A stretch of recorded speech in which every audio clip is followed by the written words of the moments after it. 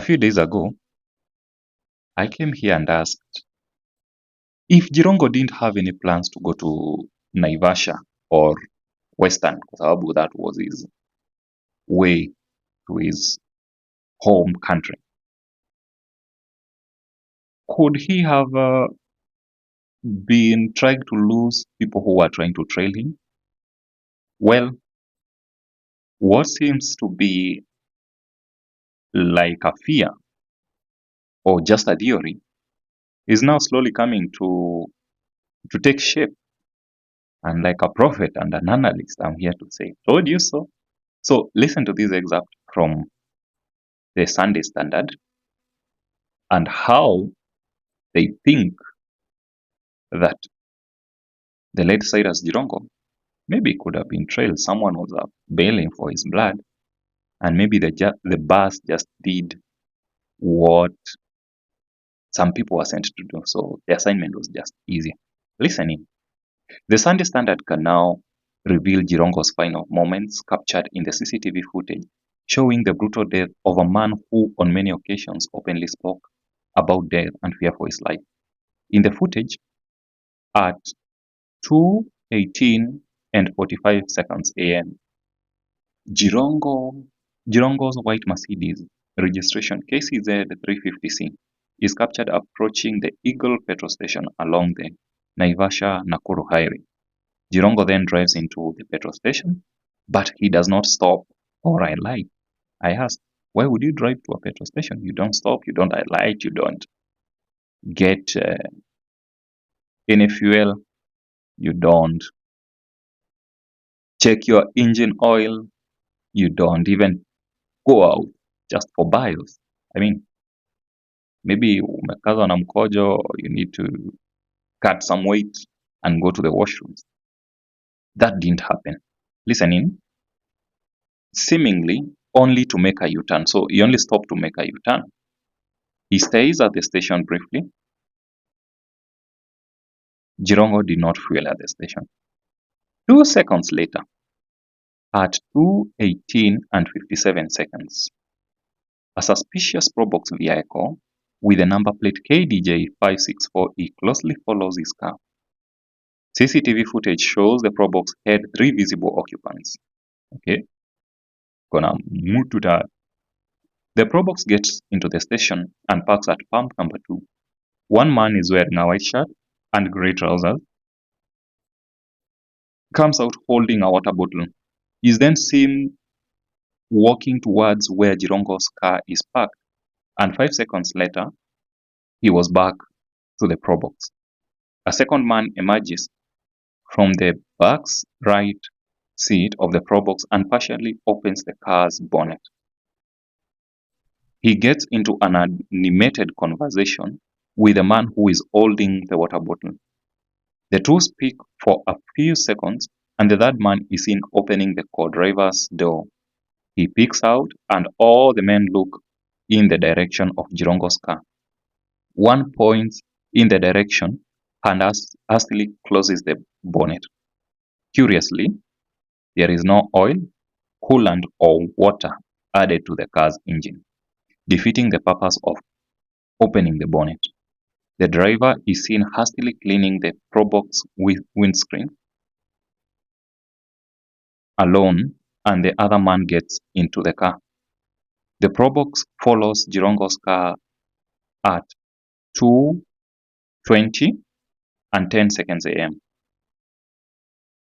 Jirongo's Mercedes spent about 17 seconds within the petrol station, and he did not alight from the vehicle. The footage then shows Jirongo's car joining the highway, where the horror at 2:19 and 14 seconds AM. That's where the horror unfolds at 2:19 and 14 seconds AM. The footage shows Jirongo's car making a right turn towards Nairobi from Naivasha, the same direction he had come from. At 2:19 and 23 seconds AM, a Climax bus is seen approaching at high speed from Nairobi toward Nakuru. 2 seconds later, at 2:19 and 25 seconds AM, The bus collided head-on with Jirongo's vehicle. The shocking footage reveals that the bus was at a high speed, and the resulting force and impact dragged the Mercedes approximately 25 meters from the highway, while the Climax bus itself came to a stop about 50 meters from the point of collision.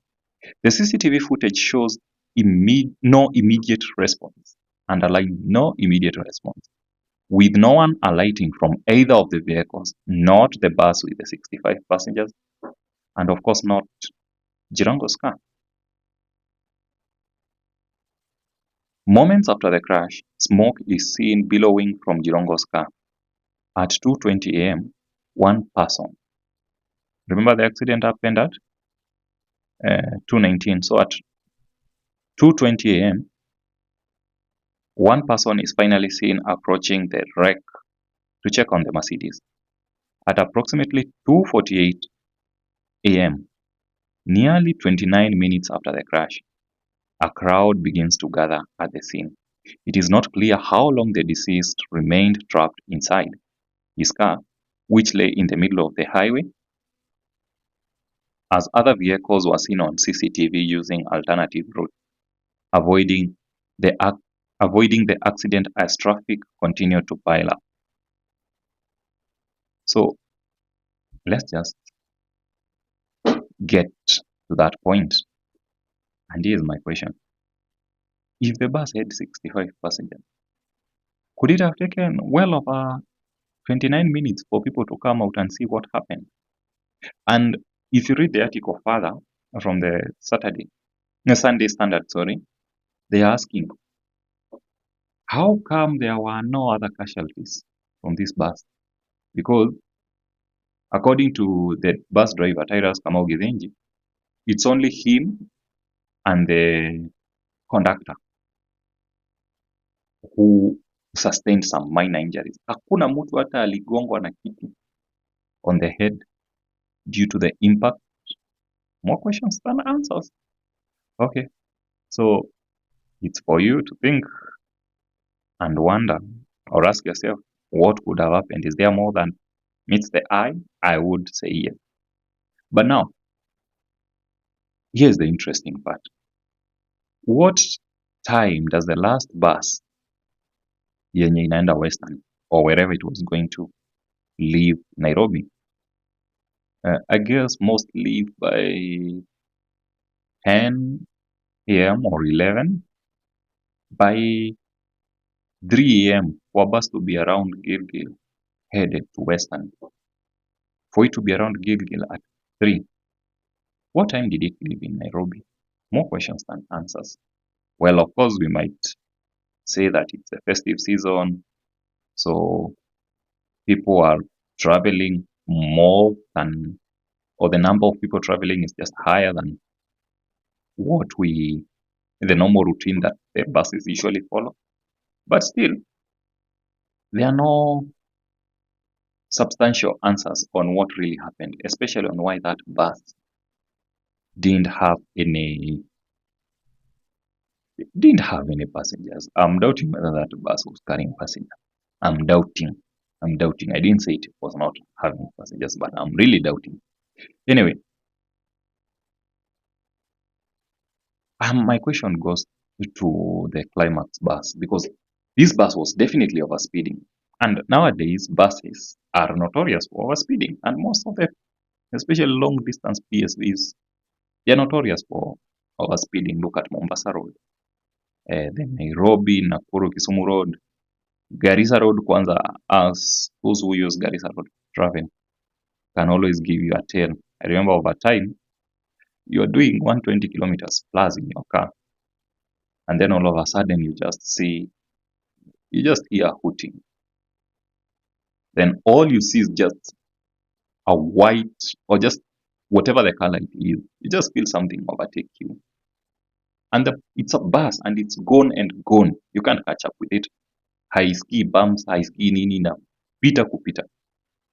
You're doing 120 kilometers and then you are overtaken at a breakneck speed. You can definitely tell that that guy is doing well over 150, 160 kilometers per hour. Actually, I would On the minimum, he would be doing around 160. And these buses do move. And that's why you wonder, what is the motive of these buses overspeeding? Because they are always putting our lives at risk.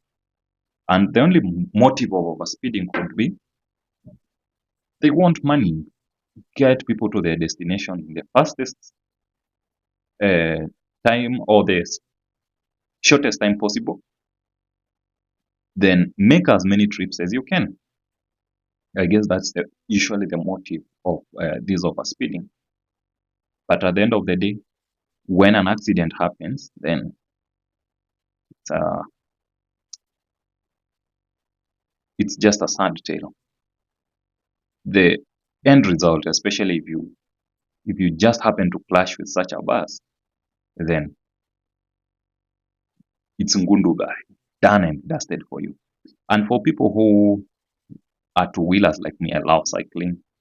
I mean, cycling in the streets nowadays is literally like playing temple run.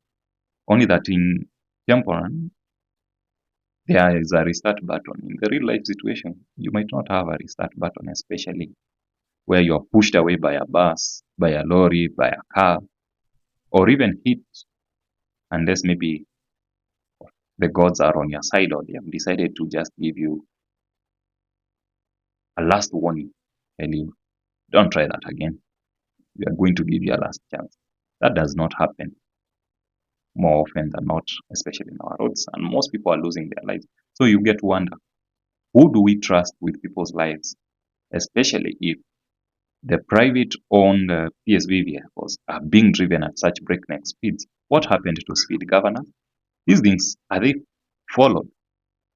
There used to be a time where, after the Mishuki rules, where vehicles would be checked, and there used to be like would I call it a black box here bus, where officers can go and check whether the speed governor was tampered with, whether what are the speeds this vehicle has been clocking.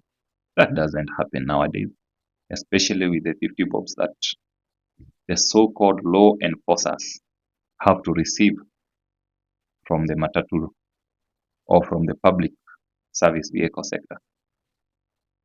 But now, let's even assume that Jirongo was not being followed. Let's even assume that we are just overthinking. Could he have been driving all the way from Karen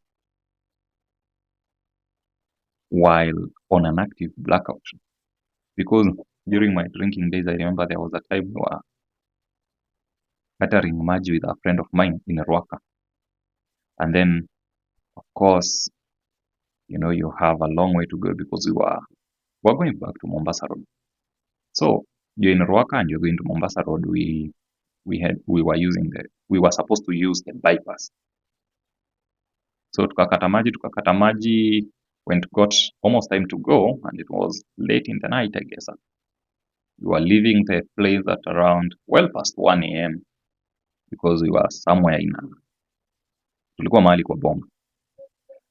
So lots of meat, lots of soup, broad soup, and we felt we are okay on the way. But pombe sio supu.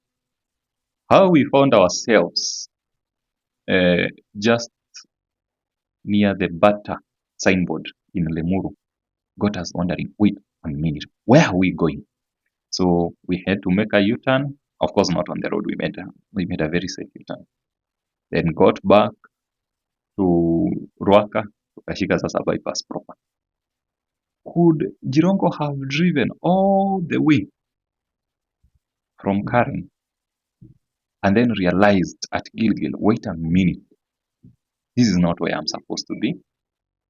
I'm supposed to be headed home, and then decided just to make a U-turn, and then it happens just like that? I don't think so. And even if that was the case, of course, we are not going to vilify or going to say that driving under the influence is safe. It is not at all, at all. However, I am of the belief that whether CJ was being followed or not, this one Cyrus Kamau should be charged for vehicular homicide. Of course, there's no such charge in Kenya.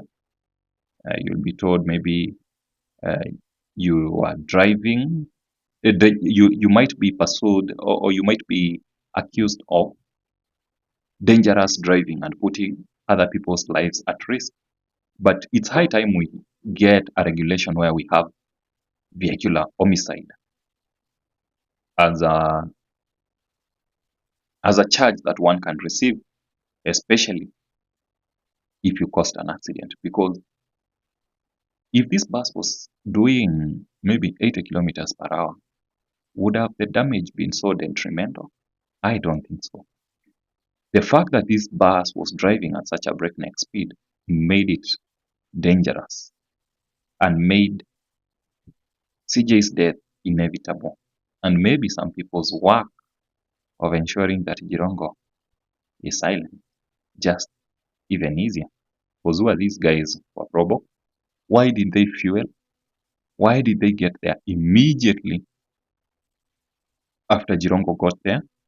What business did they have checking where Jirongo had stopped momentarily or just was trying to make a U-turn? And what was the haste with Jirongo driving out of the petrol station so fast and heading back to Nairobi? Was he really trying to lose his markers? That would be my theory. But now, death will find you anywhere. Whether you try to run away, you'll always be. If it's your day, if your day has come, we say siku yako imefika. But some deaths are preventable. I'm definite CJ's death would have been preventable because it's a case of dangerous driving on both drivers. The fact that we can prove that CJ was driving under the influence of alcohol. And number two, the fact that Cyrus Kamau was driving at a breakneck speed also qualifies as dangerous driving, and he should be charged for vehicular homicide. And one thing I've learned in life, especially with people who live in the limelight or you're working a dangerous position where your life might be at risk, is the art of working and going home. Finish your job, enda nyumbani, kalale. Don't go hanging out with colleagues. Don't go hanging out with friends in bar joints or wherever. Just work and go home. It will make the work of your markers much more difficult because how will they say that, oh, you know, he had taken a few drinks here and there, so we know him for driving, dangerous driving, driving under the influence. He's had an accident before where he was drunk in a Range Rover. That was the case of CJ. So they can stage an accident, make it literally just make it look like an accident. I remember even in the previous video I said that maybe the instruction was clear, just make it look like an accident because you know this person, you know what are their weak points, what would be most vulnerable, what would be most believable, especially on this when it comes to this person's characters and character traits. He's a man who loves the devil's drink, so if he was drunk, who cares? Ilikuwa tabia yake. So that's just part of life, and we move on. But sometimes it's not just so easy to move on. Questions must be asked, and questions will always be asked on what are the circumstances of a death, which brings more questions than answers. So, what do you think about Jirongo's death? Were people following him just as it was with the case of Bishop Muge? Were people trying to follow him? But then an accident made the work easier. Could also the accident have been staged? Because you tell me 3 a.m. ni kumaanisha hiyo basi ilitoka Nairobi at 1 or well before 2, so that it makes to Gilgil by 2:19. Not even 1, like past midnight. Let's say, assume that the bus left Nairobi past midnight. And how come there were no active passengers? How come hatujasikia passenger yote amesema mimi nilikuwa kwa hiyo bus na mimi nilionako vile mwenda saki alikongwako? We've not heard such stories. So what really happened? Are there more questions that we need to answer? Could this have been a staged accident? Time will tell, and we shall know. Everything will continue unfolding one by one. My name is Anthony Mutugi for the Tony's Pod. Keep questioning. Until next time, be safe. Merry Christmas and a Happy New Year to you and your family.